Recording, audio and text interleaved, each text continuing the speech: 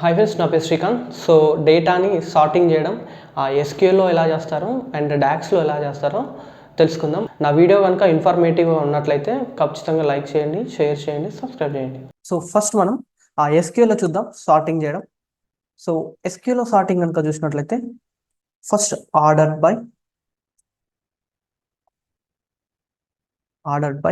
So దేన్ని base చేసుకొని మనం సార్టింగ్ చేస్తాం అంటే లైక్ నేను కంట్రీ వైజ్గా సార్టింగ్ చేయాలనుకుంటున్నాను.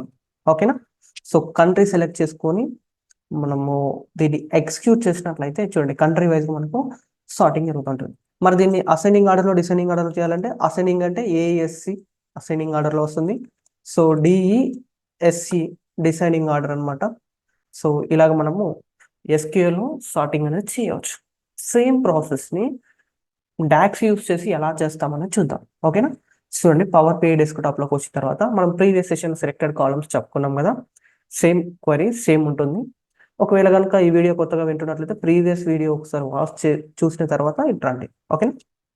First ordered by,